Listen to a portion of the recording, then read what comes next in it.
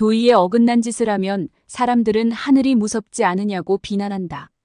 그러나 하늘은 정의를 관장하지 않으며 정의가 제대로 실행되고 있는지에 아무런 관심도 없다. 또한 하늘은 선과 악을 구별하지 않으며 기쁨과 슬픔을 공평하게 배분하지도 않는다. 따라서 선행을 했으니 보답을 받을 것이라 기대해서도 안 되고 악행을 저지르지 않았으니 벌 받을 일이 없을 것이라 안심해서도 안 된다. 실제 선행과 악행은 이후의 삶에 아무런 영향을 미치지 않으며 악행을 한 경우 그나마 양심 있는 소수에 한정하여 다소의 죄책감만을 느끼게 할 뿐이다. 정인이 공정이니 진리니 평등이니 하는 것은 힘을 가지지 못한 사람들이 자신들의 열패감을 일시 잠재우려는 심리적 방어기제이거나 그도 아니면 대중의 호응을 끌어낼 마땅한 명분을 찾지 못한 정치꾼들이 어쩔 수 없이 내세우는 궁색한 선거 구호에 불과하다. 그렇다면 세상을 실질적으로 움직이는 것은 무엇일까? 오래 생각할 것도 없이 힘이다. 힘의 정도에 따라 강자와 약자가 나누어지고 강자는 약자를 지배하고 약자는 강자의 지배를 받을 뿐이다. 힘은 사회적 평가의 기준을 정하는 것에도 관여한다. 모든 면에서 압도적 힘을 가지고 있는 사람이 예의를 행하면 겸손하다고 칭송하는 반면 사회적 열세에 놓인 사람이 예의를 행하면 굴종이라 비웃는 것이 그렇다. 역사적 사실을 평가할 때도 어김없이 힘의 논리가 적용된다. 세계 패권을 쥐고 있었던 서구인들은 동서양이 최초로 자웅을 겨루었던 페르시아 전쟁에서 서구의 아테네가 승리한 것을 두고 민주주의의 승리라고 평가했고 원주민이 자자손손 뿌리를 내리고 평화롭게 살고 있던 아메리카 대륙을 총포로 점령하고는 아무도 살지 않는 불모지를 개척한 것이냥 신대륙 발견이라고 말하는 것이 그렇다. 세상의 이치가 이러함에도 약자들은 메아리 없는 정의와 공정을 부르짖고 각종 선거에 나서는 인물들은 하나같이 국민의 행복을 위해 정의로운 사회를 구현하겠다며 무수한 공약을 쏟아낸다. 세상은 힘의 논리가 좌우함을 일찍이 간파하고 무력을 통해 조국을 단기간에 유럽 최강국으로 만든 특출한 인물이 근대 유럽에 있었다. 독일의 명재상 비스마르크이다. 독일은 중세 이후 신성 로마 제국이라는 이름 아래 서유럽에서 가장 큰 영토를 차지하고 있었으나 사실은 크고 작은 국가의 연합체에 지나지 않았고 19세기에 이르러서도 통일국가를 형성하지 못하고 있었다. 이랬던 독일에서 통일의 기운이 솟아나게 되었는데 그 중심에 비렐름 1세가 있었다. 1861년 프로이센 왕위에 오른 비렐름 1세는 독일 통일을 염두에 두고 군사력 강화를 위한 군비 확보를 최우선 과제로 삼았으나 프로이센 의회는 국민 부담을 이유로 반대하고 있었다. 비렐름 1세는 비스마르크를 재상에 임명한 후 그에게 독일 통일 방안을 물었는데 비스마르크는 조금의 망설임도 없이 독일 통일은 힘으로 다른 나라를 제압하는 것 외에 다른 어떤 방법도 없습니다라고 대답했다.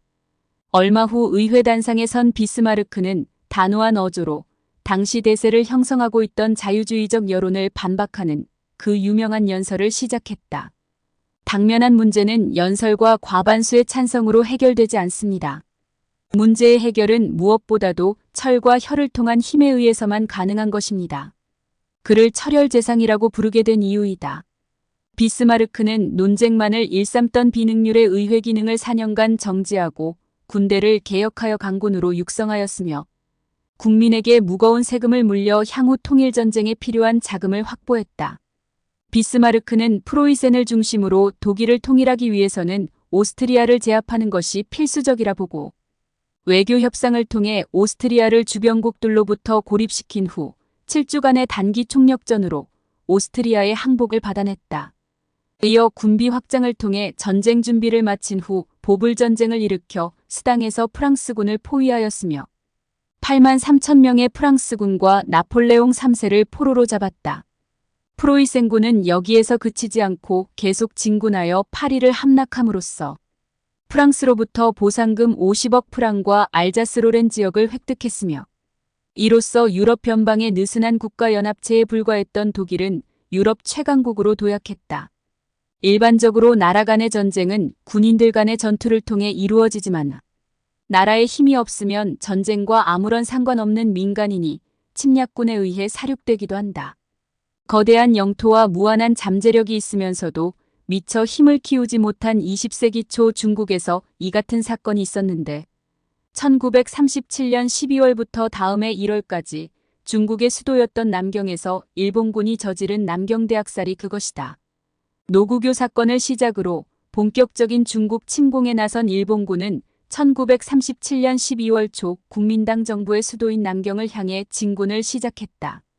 일본군과의 전면전이 부담스러웠던 국민당의 영수 장제스는 작전상 후퇴를 명했고 남경을 무혈 점령한 일본군은 민간인들을 잠재적 적군으로 간주하고 총검으로 집단 사륙을 시작했다. 처음에는 사람들을 모아놓고 수류탄을 던지거나 기관단총을 쏘는 등 집단 총살을 했지만 총알을 아낀다는 명목을 내세워 군도로 머리를 자르고 휘발유를 뿌려 불태워 죽이거나 생매장을 했으며 갓난아이를 공중에 던진 뒤 총검으로 찔러 죽이기도 했다.